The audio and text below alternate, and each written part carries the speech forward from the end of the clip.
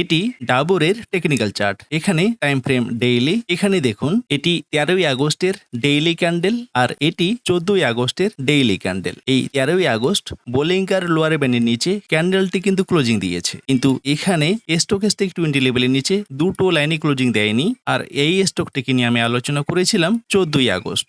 কেন? কারণ 14ই August বোলিংকার lower ব্যান্ডের নিচে এবং স্টকেস্টিক 20 লেভেলের নিচে দুটো লাইনই ক্লোজিং দিয়েছিল। আমরা এখানে এন্ট্রি করেছিলাম 16ই আগস্ট, কারণ 15ই আগস্ট হলিডে ছিল। তো 16ই আগস্ট এখানে মার্কেট ওপেন হওয়ার সাথে সাথে আমরা এন্ট্রি করেছিলাম আর টার্গেট রেখেছিলাম 5%। এখানে দেখুন যে টার্গেটটি আজকেই হিট করে দিল, কিন্তু 14ই আগস্ট মার্কেটের অবস্থা ভীষণ একটা ভালো ছিল না, যেখান থেকে আমাদের মনে হয়েছিল যে মার্কেট এবারে ক্র্যাশ করবে। আর যখন আমাদের মনে হয় যে মার্কেট ক্র্যাশ করবে, তখন কিন্তু মার্কেটে এন্ট্রি করাটা খুব একটা সহজ ব্যাপার নয়। তাই আমাদের এই সমস্ত বিষয়গুলোর দিকে একটু কেয়ার নেওয়া উচিত। তো এখান থেকেও আমরা মোটামুটি 5 দিনেই 5% প্রফিট জেনারেট করেই ফেললাম, কিন্তু এই স্টকটি কিন্তু এখানে উপরেই যাচ্ছে।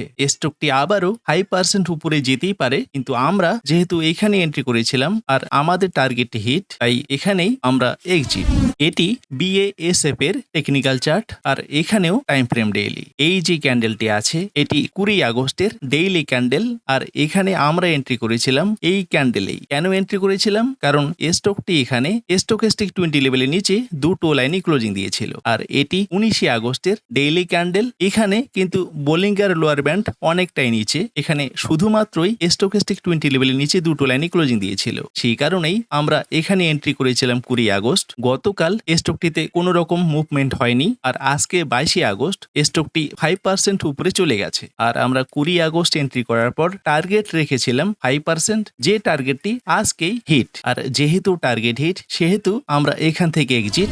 আর নিফটি আজকেও গ্যাপ আপ ওপেন হয়ে মোটামুটি এখনো নিচের দিকেই আছে, তবে সম্ভাবনা আছে আজকে একটি রেড ক্যান্ডেল তৈরি করবে, কারণ নিফটি আজকে একটু উপরেই ওপেন হয়েছে। তো দেখা যাক নিফটি আজকে কোথায় ক্লোজিং দেয়। আর এখন টাইম 10টা 45। আমার ওপেন পজিশন থেকে আরো যদি কোনো একটা স্টক টার্গেট হিট করে দেয়, আমি পরবর্তীকালে সেটা নিয়ে আপডেট দিচ্ছি।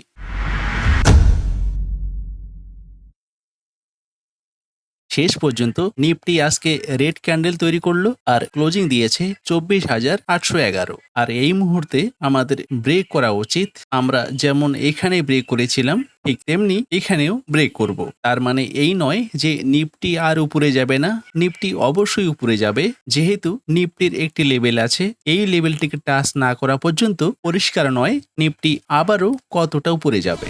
আর এটি সেই 2 লাখ টাকার পোর্টফোলিও, যে পোর্টফোলিওটি শুরু হয়েছিল 1 এপ্রিল 2024-এ। এখানে এখনো পর্যন্ত রিয়েলাইজড গেইন 28,360 টাকা, এখানে আনরিয়েলাইজড গেইন 936 টাকা, যেখানে 143 দিনে এখানে 14% গেইন। আর আজকে 22 আগস্ট, আজকে টোটাল দুটো স্টক থেকে আমি 5% করে প্রফিট বুক করেছি। আগামীকাল কোনো স্টকই নেই যে স্টককে র্যাডারে রেখে আমি ফলো করব।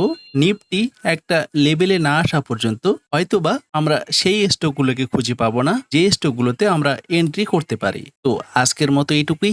ভিডিওটি যদি ভালো লাগে লাইক ও শেয়ার করবেন, কমেন্ট বক্সে আপনার মতামত জানাবেন। দেখা হচ্ছে নেক্সট ভিডিওতে। ধন্যবাদ, ভালো থাকবেন।